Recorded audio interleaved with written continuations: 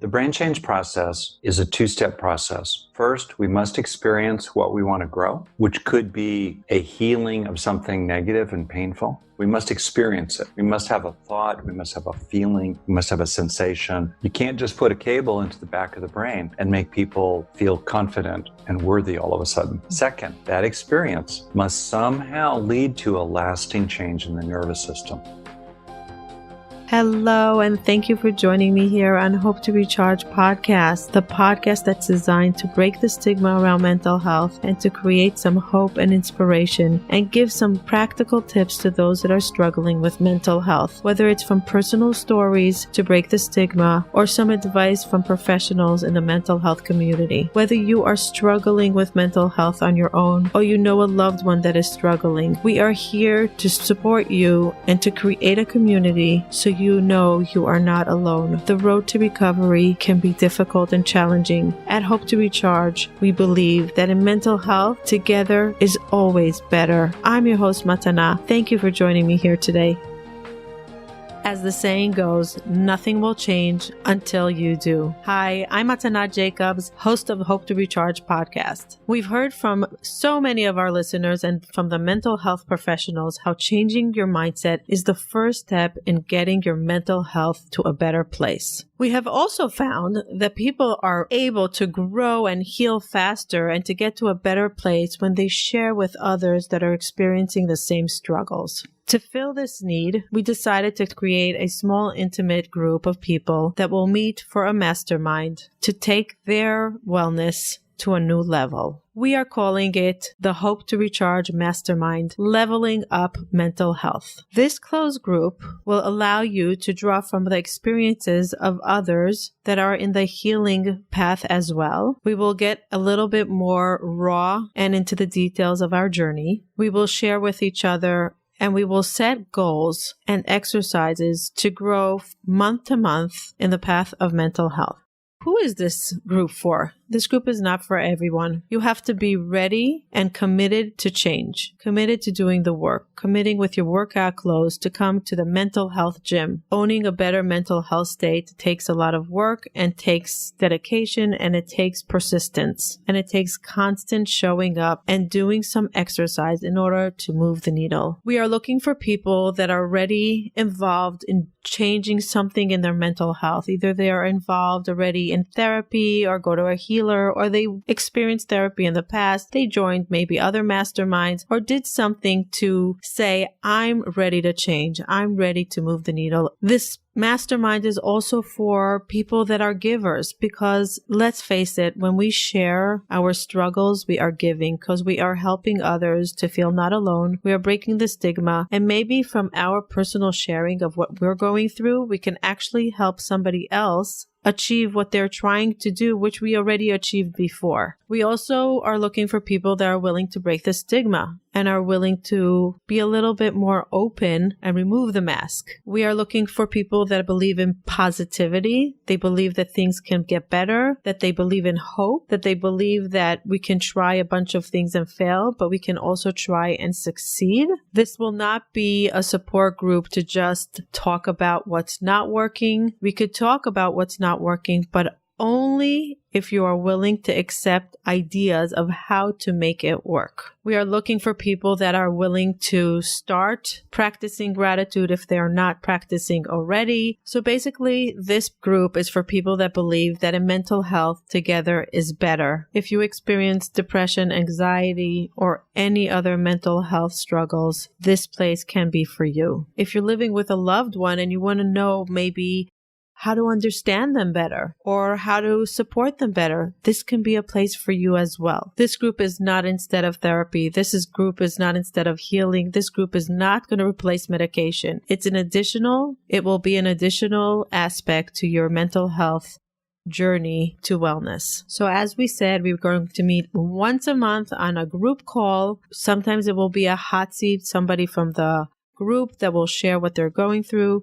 Sometimes I will share my insight and that will be the topic of the month. We are also looking to have professionals from the mental health world come and share their guidance with our closed group. So my question to you, are you ready to level up to mental health wellness? Are you ready to take your mental health to the next level, to live a better life than you are today? Are you willing to gift yourself the time once a month to show up and the rest of the month to do the exercise in order to move the needle? If you would like more information, we will have it on the link below. Thanks for taking the time, and thank you for listening to Hope to Recharge podcast. Today, I have the great honor to introduce to you Rick Hanson, PhD, is a psychologist, senior fellow of the Greater Good Science Center at UC Berkeley. He is a New York Times best-selling author. His books have been published in 28 languages and include Neurodharma, Resilient, Hardwiring Happiness, Buddha's Brain,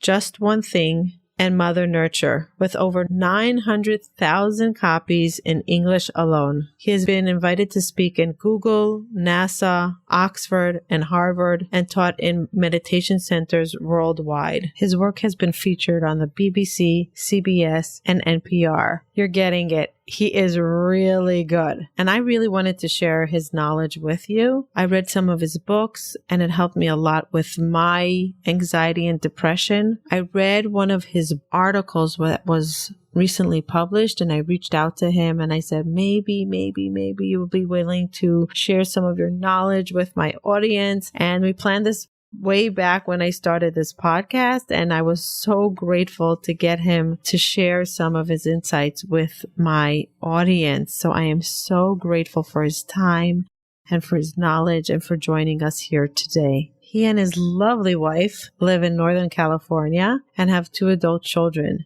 He enjoys being in the wilderness and taking breaks from emails. No wonder he has such a good well-being. Welcome to our show, Rick, and thank you for joining us.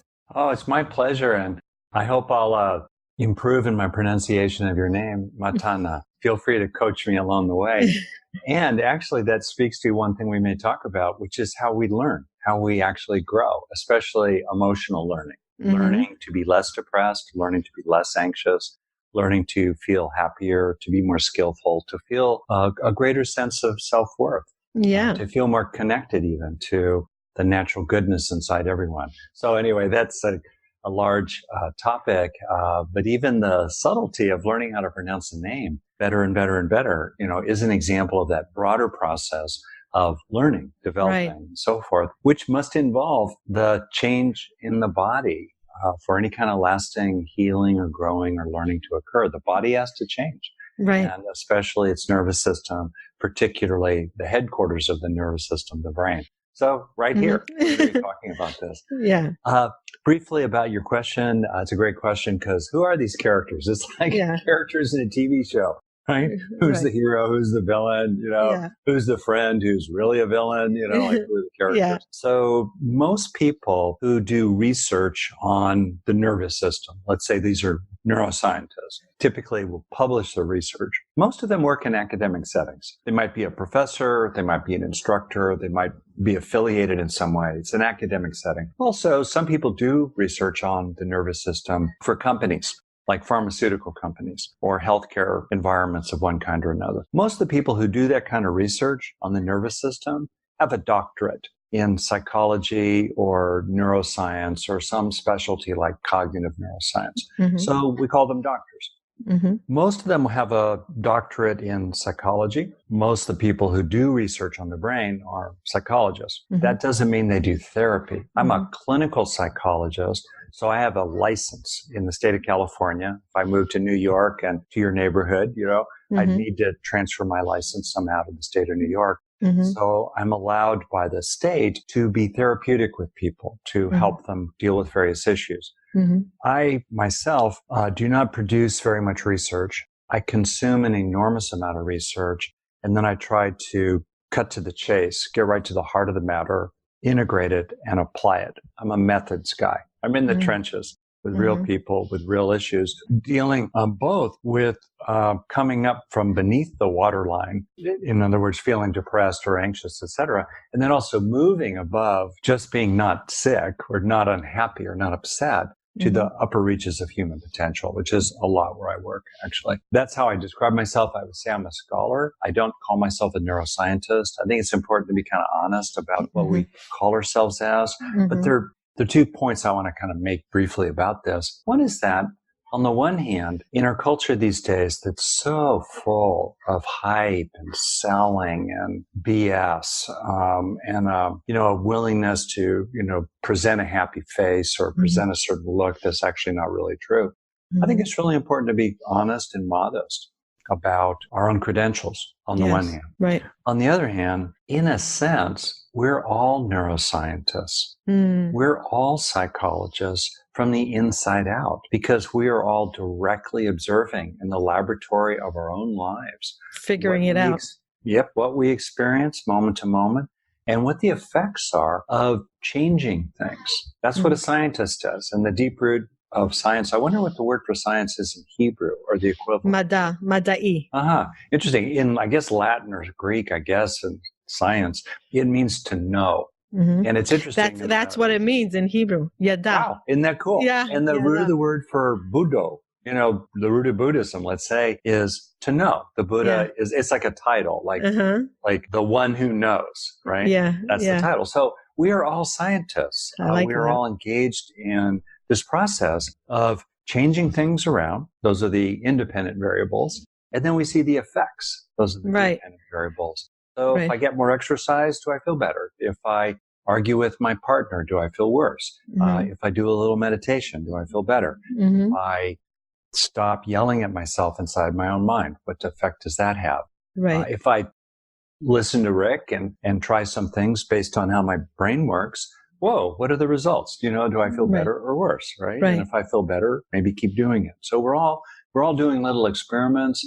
We're all engaged and we're all inheriting the results of our scientific efforts inside our own lives. Nice. What I want to tell the audience is that you said it so beautifully that you are a consumer of knowledge and information. And I sometimes get overwhelmed because I want to know, I want to understand. And I feel like part of my mental health struggles is because I don't understand. And we get to this deep frustration of not understanding. So there's a saying in Hebrew that I think it's also in English that knowledge is power. The more we have knowledge, the more powerful we are to heal, to do, to just live a better life. And I like the way you said that we're all in this journey of being mini neuroscientists and figuring it out. From the inside out. We're all practical neuroscientists in the inside out, in the laboratory of our own mind. Yeah. So do you teach this also? Yeah. Teaching. So I routinely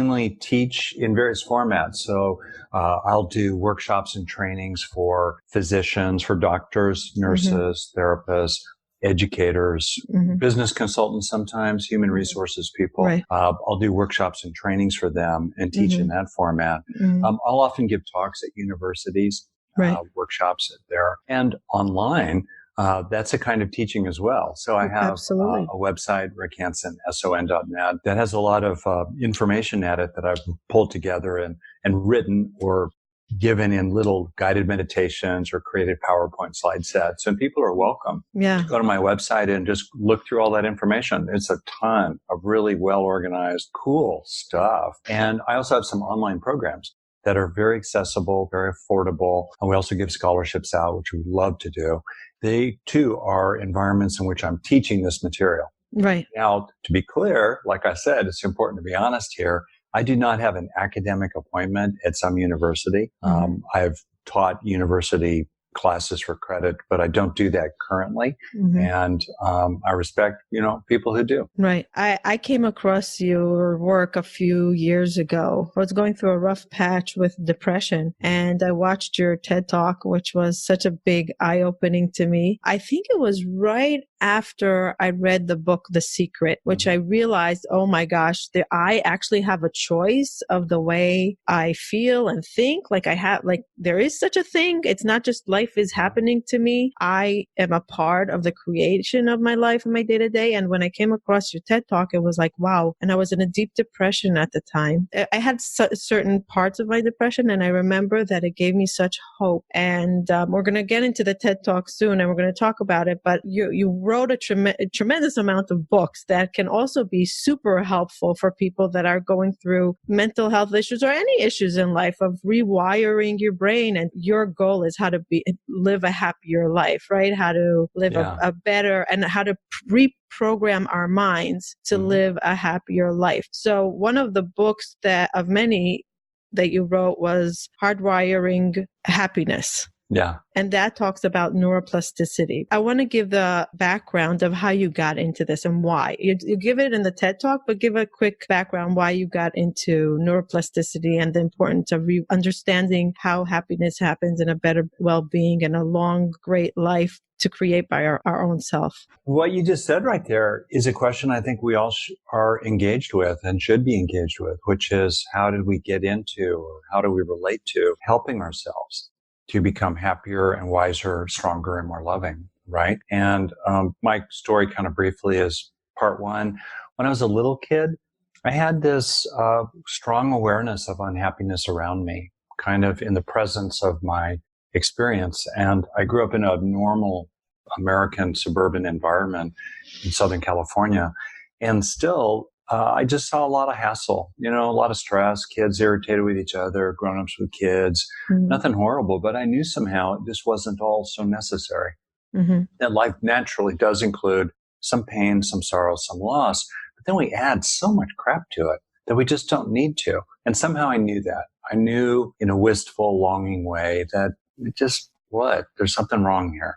But I had no idea what to do about it. So that's kind of like part one. Part two, in my teenage years, I was about 15, I know, when around this realization occurred. I was very unhappy. I'd been unhappy for a long time. It all seemed kind of hopeless. And then I began to realize that every day I could learn something useful, not about my schoolwork, but I could learn something useful about other people and myself. And every day I could grow a little bit. I could heal a little bit. I could become a little more comfortable talking with girls. I could become a little less affected by my parents. I could feel a little less like I was a broken, bad person.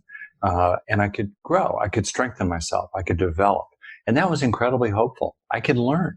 The past was the past. The present was what it was. But the future was open country. Wow, that was a total breakthrough. And if that is important, if it's important to learn and grow and develop, then knowing how we learn and grow and develop is the superpower of superpowers, because it's the one we use to grow the rest of them. So getting good at learning, especially emotional learning, somatic learning, body learning, spiritual learning, social learning, the learning that really matters, right? The learning you take with you every day, in terms of what it feels like to be you and what your capabilities are as well. So that kind of learning is so important. Therefore, the most important learning of all is learning how to learn. And so I got really interested in that at that point. And you were 15? Yeah.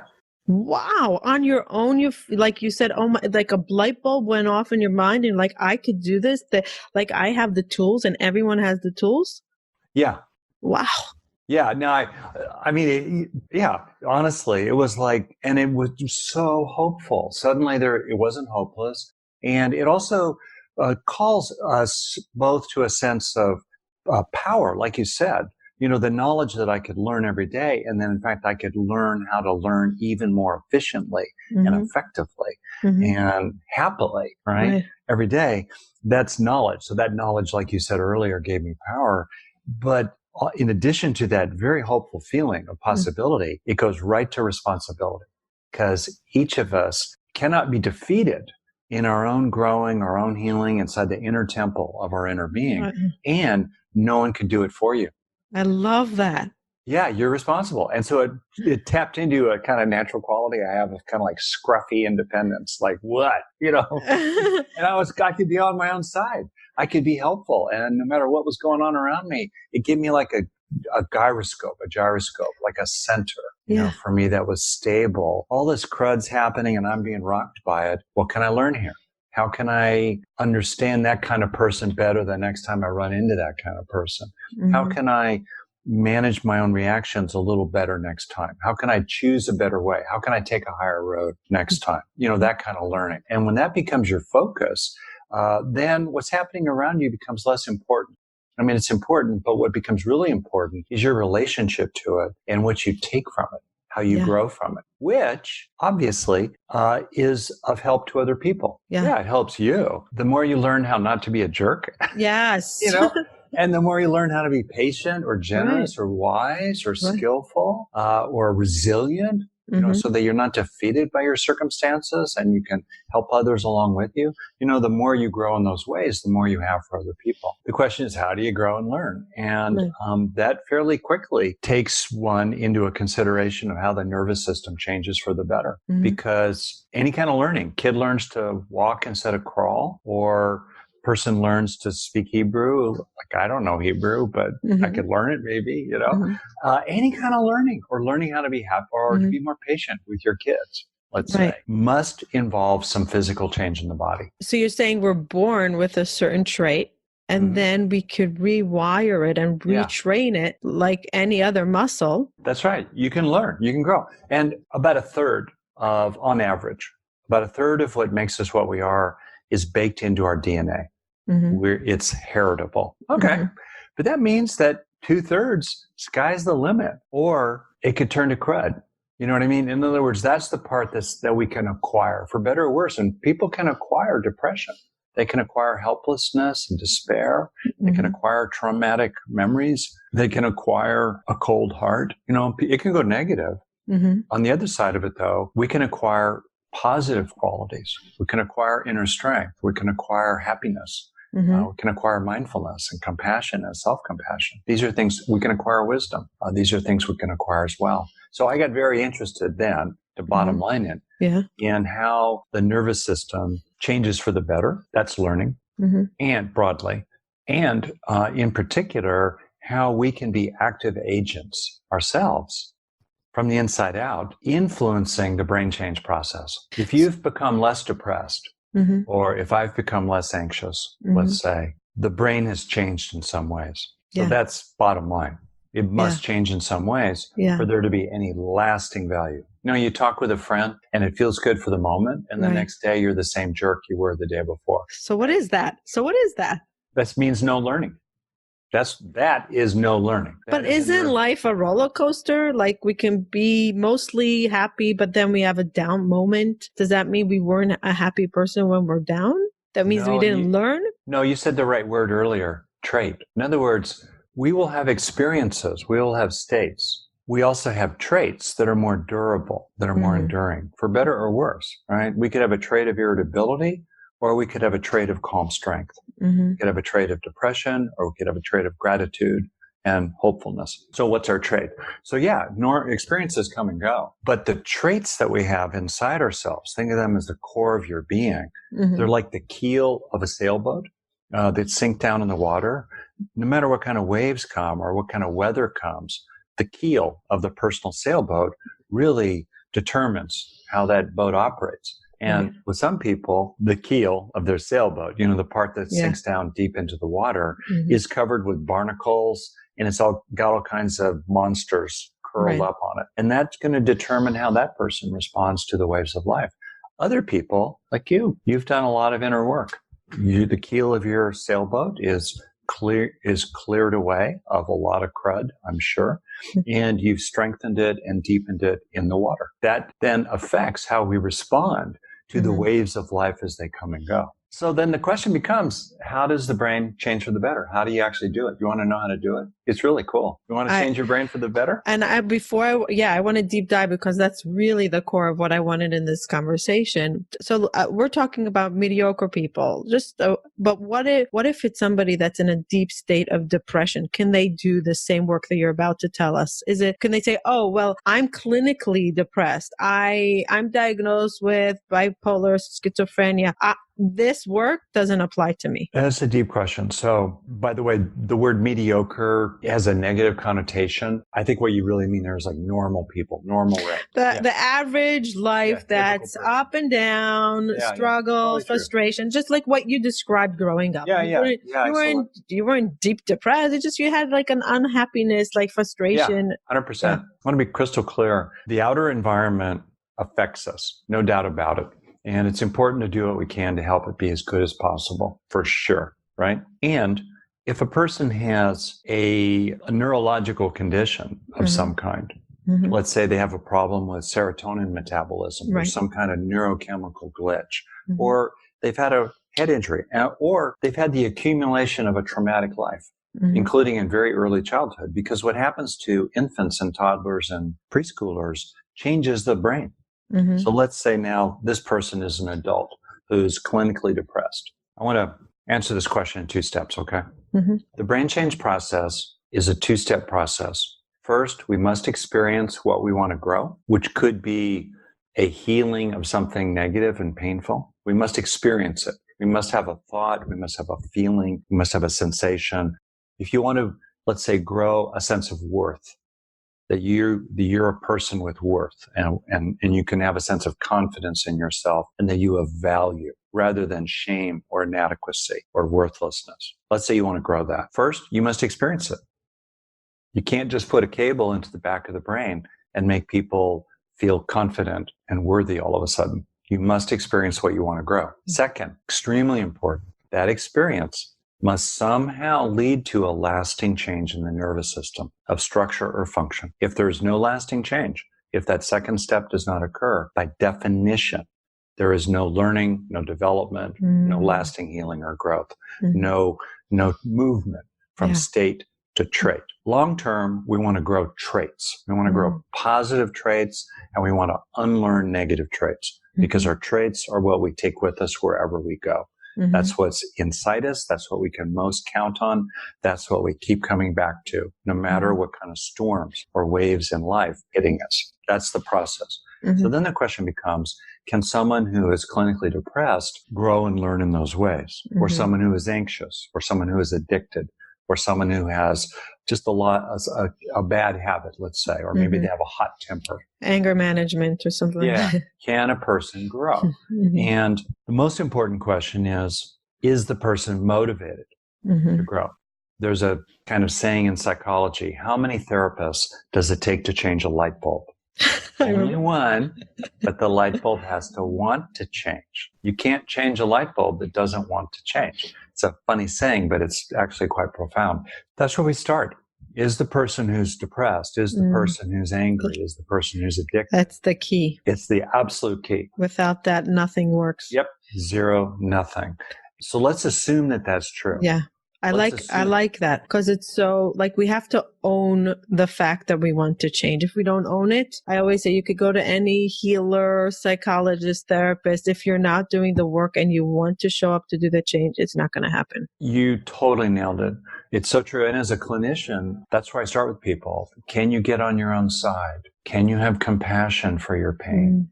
Can you be an ally to yourself like you are for others often? Can you recognize the justice, the fairness in receiving decency, receiving good treatment? Can you have warm feelings for the person you will be tomorrow or next year or in the last 10 days of your life?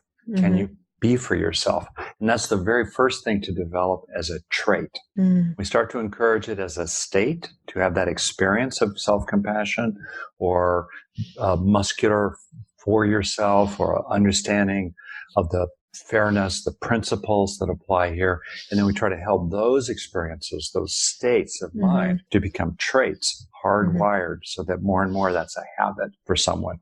I would like to take this opportunity to pause for a second and give a big thank you to our sponsor, BetterHelp.com. Have you been thinking of getting therapy for a while, but you live in a place that doesn't have therapists that meets your need? Or are they too expensive for what you can afford and you really want to get help and therapy? Or do you travel a lot and you can't access the therapist when you travel? Or do you come home from work and it's too late to go to an office for therapy? Well, BetterHelp.com is an online platform for therapy. You can access thousands of therapists and choose from the therapist that meets your need. Go to BetterHelp.com/hope to recharge. That's BetterHelp, HELP.com/hope to recharge to receive your 10% off on your first month. Take charge of your wellness. Go try them out. They really try hard to match you up with a specific therapist that will meet your need. Don't wait to get help. Go now. BetterHelp.com/hope to recharge. You can access them from your phone, your tablet, your computer. You can be in your bed and you can receive your therapy you need. Don't wait longer. And now enjoy the rest of the episode.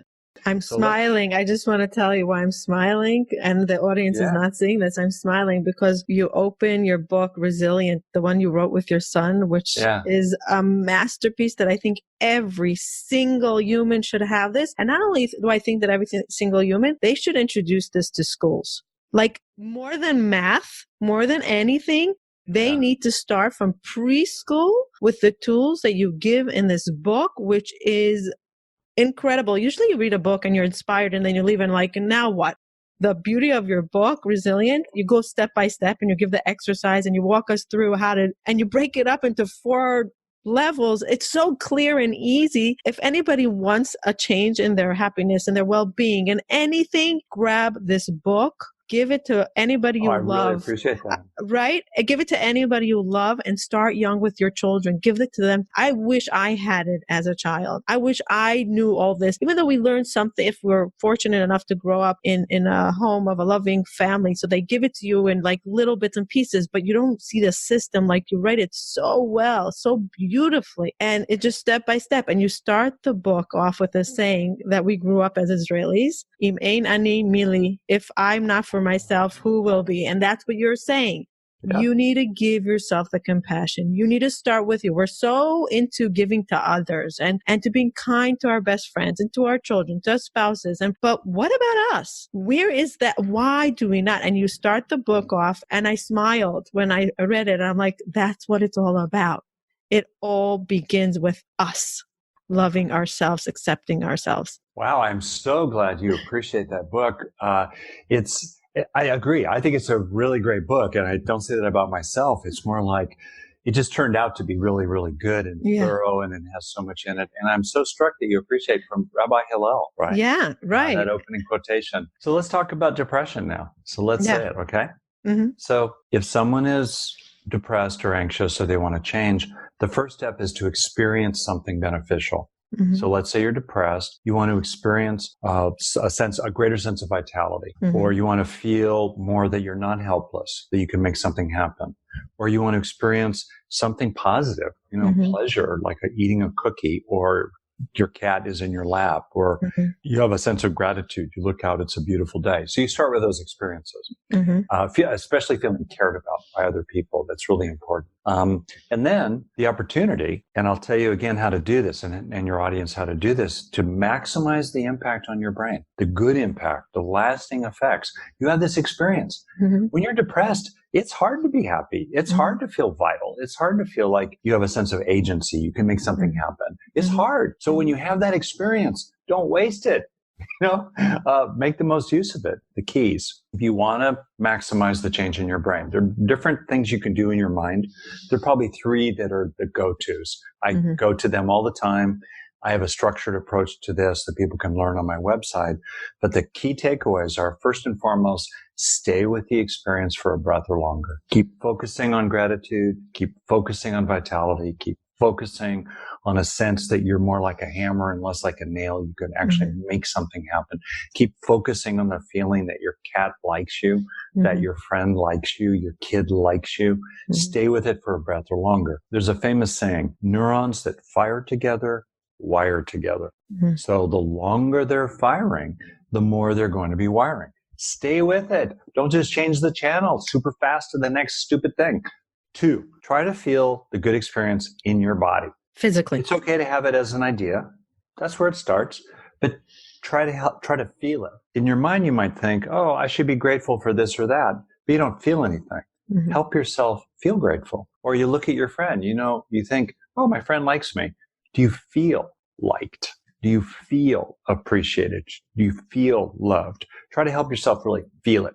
The more you feel it in your body, the more the better, the more of a neural trace it's going to leave behind. Third, you don't need to do all 3, but the more the better. Third way, to be an active influence over the brain change process from the inside out. And no one can beat you at this. No one can stop you. You can do this. Mm-hmm.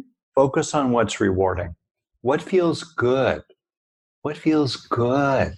What's comforting? What's reassuring? What's calming? What's pleasurable? What's meaningful in this experience you're having of, let's say, feeling liked by your friend or feeling, that you're actually enjoying something in the moment? What feels good about it? And neurologically, the more we focus on the sense of reward in an experience, and the greater the sense of reward in an experience, the more the brain is going to tend to learn from. Those three things I described are private. They last a dozen seconds, maybe, sometimes less, sometimes more. And no one can stop you from doing them. And every single time you do that, maybe 5 times a day, if that, maybe 10 times a day, every single time you do that, you're creating a small change in your brain, time after time after time after time, drop after drop after drop after drop, day after day after day after day, you will gradually earn a transformation. And so I think someone who's seriously depressed can do this. Someone who's seriously anxious can do this. If you're severely clinically depressed, you literally cannot get out of bed, then it's difficult to use these methods. Short of a really, really awful, terrible depression, which sometimes happens, the methods I'm describing have a beneficial experience, step 1, internalize that beneficial experience, step 2. These methods are available. Now, the last thing I want to say, though, is that what I've described are psychological practices, and they're very effective. There's a lot of research that shows that mental training, psychological efforts, mental training of various kinds can make a big difference. But there is still a body. There is still the hardware with its neurochemistry, its hormones, its immune system, its complexity. And it's important to pay attention to the body and to move, to exercise, to protect your immune system, to reduce inflammation, to balance hormones, to make sure that the microbiota in the gastrointestinal tract are all happy, all those little bacteria and protozoa and fungi and all those microbes in the GI tract and the gut. Do everything we can. And sometimes medication is helpful. Yeah, I wanted to say that. Yeah, right. Sometimes taking vitamins that affect neurotransmitters can be enough. And sometimes I've known people who got benefit from taking medication. If I have a headache, I'll take Advil. Right. What's the problem? If I'm sleepy, I'll drink some coffee. Right. What's the problem? So it's all about pragmatics. And a key for me is if someone, here's my test. If a person is actually practicing 10 minutes a day, 600 seconds. In other words, they're being mindful, or they're cultivating gratitude, or they're doing the thing I described of taking in the good. They're actually doing it. Right. They're motivated. They are the light bulb that wants to change. Right. And if you're really giving it your all, 10 minutes a day, and you don't feel better in 5 days, really, really look to something going on in the body that is flattening your growth. Especially if you do mental practices for a few weeks in a row. And you really are sincere. You really are doing it. And you have a momentary benefit, but then you get dragged back down again. It's really important to look at physical health and intervening there through things like Zoloft or Prozac or antidepressant. Right. And also pay attention to your environment. If people are in a refugee camp or running for their lives in northern Syria right now, and they meditate and practice gratitude, great. But they're still going to feel crummy because their circumstances crummy. They've been betrayed. Of course they feel bad. And my point is not that, it is to be really clear that the mental practices I'm describing are part of a whole package that a person should engage. And then you just do what you can. Like, for example, some people, they're not going to be disciplined inside their mind. But if they go for a walk with a friend every day, that will be something they will do and will make them better. Other people, they won't do any kind of therapy. They won't do any kind of meditation, but they will have protein with every meal and a better diet. And then that helps them feel better. Other people love doing the kind of mental practices I've described, which I'm in favor of because they're things you can always do wherever you are, and you take the results with you wherever you go. And that's good too. I want to touch upon a few things. First of all, I think it's a good exercise that we start training our mind before we get depressed, before life gets to us, before we get the overwhelming. Start early. Don't wait till you're depressed in bed. It's like a body exercise. Do you wait till you have a heart attack to start doing exercise, or right away. You run every day, you do push-ups every day, you do stuff every day, so you don't get to the heart attack. Let's start early to integrate this into our body. And if anybody young listening, don't wait for the crisis to come. Rick has this in his books. Everyone has stuff coming up in life. Everybody has loss. Everybody has pain. Everybody has struggles. Everybody has shock. Every life has stuff. No one is scot-free, unfortunately. This is life, right? This is life. Let's prepare ourselves with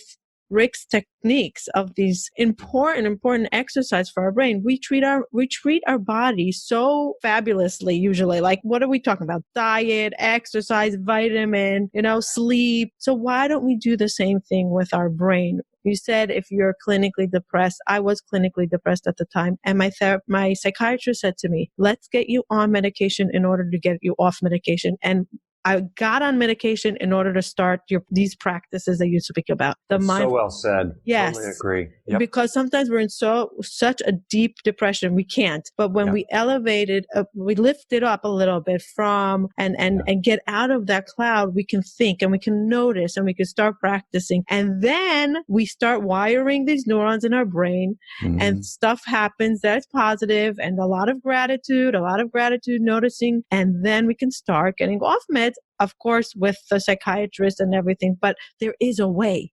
There is a way, which is like so fascinating to me. And I wish I knew all this before I got sick, but this is what it is. This is life. We fall, we rise. And thank God we have people like you to teach us and to share with us. And we have so much more to talk about, but Dr. Hanson has to go. But I want to give two things. First of all, Dr. Hanson has a bunch of books and all of them are phenomenal. The one he wrote with his son is super touching. And I did the audio and the hardcover. I love the audio.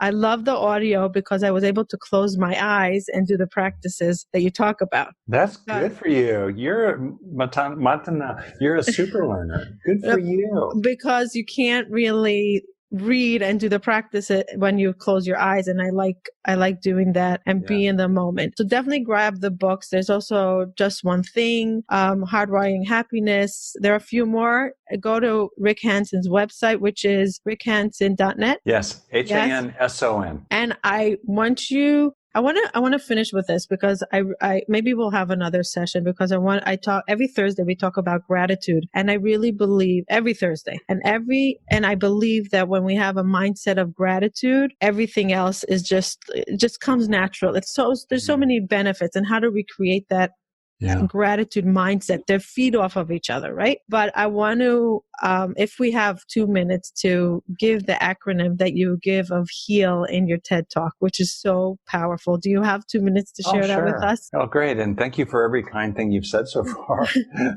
And I thank my teachers. They are speaking through me and now through you, right? Knowing how to grow, the fundamental, how do I help myself grow every day? And how do I look for half a dozen opportunities a day to help myself grow? The fundamental process of that, which you're right, they never teach in school and should, I summarize with the acronym HEAL, HEAL. It's an easy word to remember, and it stands for have a beneficial experience. So that's where we start. Often because you simply notice one you're already having. You already feel a little grateful, or create it. Deliberately help yourself, let's say, feel grateful. And then once you start to have that experience, that's only the first of the necessary 2 steps. We have to, I call it, install it. We have to internalize it. So that involves enriching the experience, E for enriching, by, for example, staying with it for a breath or 2 or 3, feeling it in your body, recognizing what's personally meaningful about it. For example, any one of these things will turbocharge positive neuroplasticity process, or positive brain change process. And then A for absorb. Absorb the experience into yourself. I think of these first 3 steps as like with a campfire, a nice little fire. First, have fire, either notice one you have or light it, have the fire, and then enrich the fire by protecting it and adding fuel to it.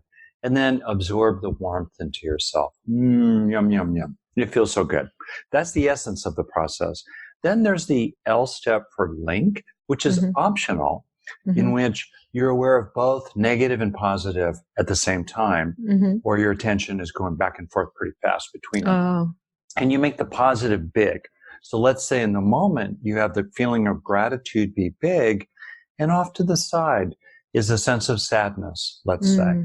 Okay, well, since neurons that fire together wire together, the positive gratitude will start to associate with the sadness and calm it and ease it, and even eventually replace it.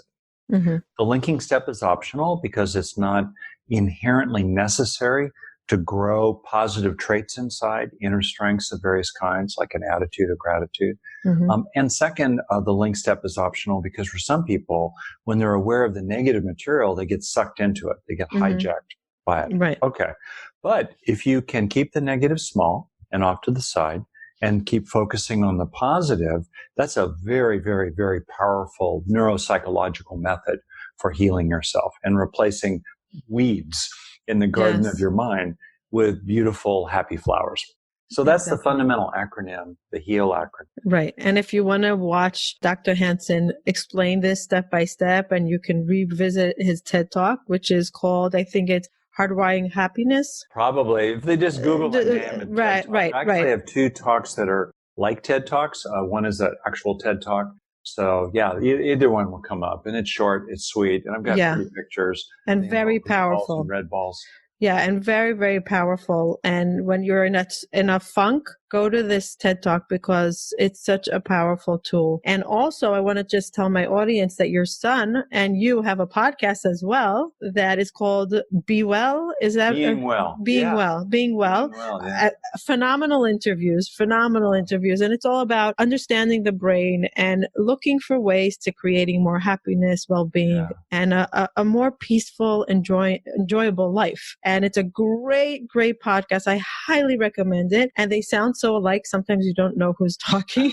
If it's Forrest, I always say, thank God they're introducing themselves because I never know if it's Forrest or you speaking because you really sound the same. And I love the fact that you work together. Is he also a psychologist? He's a great kid, great guy. He's 32. He's no longer a kid. Yeah. And he is interested in psychology, but like a lot of people, he's not a natural counselor. It's not his particular interest, although he's deeply interested in mental health and positive psychology. And he's just a joy to work with and to know. And I'm really happy that he's my son. Yeah. And talk about a gift. Your name, Matana. Yeah. Forrest is my Matana, as well as my daughter Laurel. And he interviews so well, and there's such a calm vibration in his voice, and it's so enjoyable to listen to him. And he's interested, and he's really curious about mental health, and you could see that he practices it very well. That's something close. Please tell him thank you in my behalf.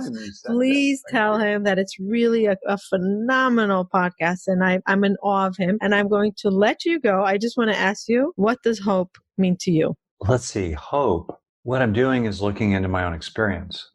What's the feeling of hope? Well, I want to say first that there's certain kinds of hope that I don't experience much and I don't want to experience much. And helpless hope.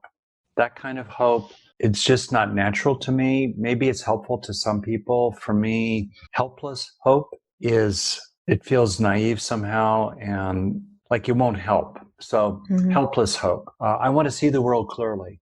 And if terrible things are coming toward me, if a storm is coming, I don't want to have some kind of hope that the storm will not come, because the storm is coming or the storm is here. So that kind of hope I want to set to the side. And I understand that for some people, it's actually helpful to have a helpless hope, even in the worst of times. They take refuge in that. They take comfort in that. Okay, but it's not authentic to me. So I just want to acknowledge that. The hope that feels real in my own heart, I would use words a little bit more like confidence or optimism. It's a sense that there are things I can do. There are actions I can take with my body or only inside my own mind, only inside my own being. But there's something I can do. And that quality of hope, which is grounded in a feeling of resourcefulness and responsibility, is very important, I think. And absolutely it's central. It's the idea that no matter what is happening, I can practice with this in some way. And you may know the work of Viktor Frankl, a Holocaust survivor, founder of kind of existential approaches. Man's Search for Meaning is his memoir. And he talked about even the most horrible hell on earth situations. Inside your own mind, there's always hope because there's always a way you can relate to your situation in a way that's beneficial, at least inside yourself.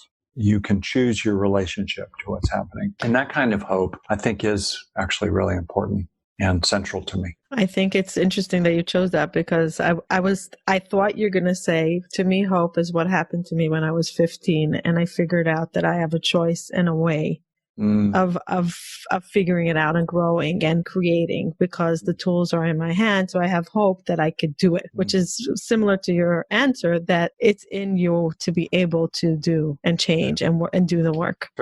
Very intelligent, Montana. Really. And not many people said that, but I'm very deep. I am very deep, and it's my curse and my blessing at the same time. But I like that. So I could go on for maybe you'll give us in the next half a year another talk that we could speak about mindset and gratitude because it's fascinating to me. And you have a chapter in your book about it, and I listened to it 3 times because I'm very into gratitude. So I got a little bit of it, but I want a little bit more. So we'll see if we can grab another little bit of Dr. Hanson. Thank you so much for your time. I really, really appreciate it. Thank you. And thank you for the service. And thank you for your practice. Thank Montana. you. Thank you for your practice. The fact that you practice, you engage your mind, you make effort, you have courage. It's for my selfishness. I do it for myself because I want a better life. Benefit to everyone as well. Yeah. Seriously. I think we should thank each other for our practice. It's true. And I think we should practice. And one of my first questions with a therapist after we kind of unpack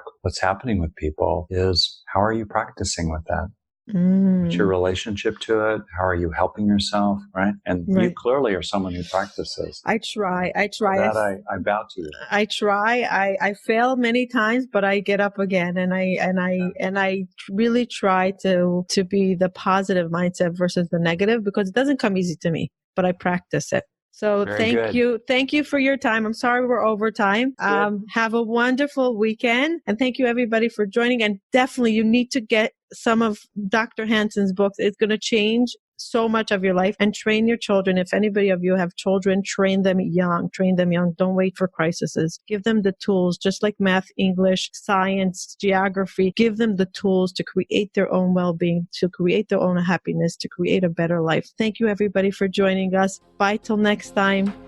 Thank you for joining us and taking the time to listen. I really appreciate it. Please hit the subscribe button so you can hear further episodes. If you are listening to us on iTunes, please leave feedback and ratings below. Let us know if there's any topic that you would like to hear from us in the future.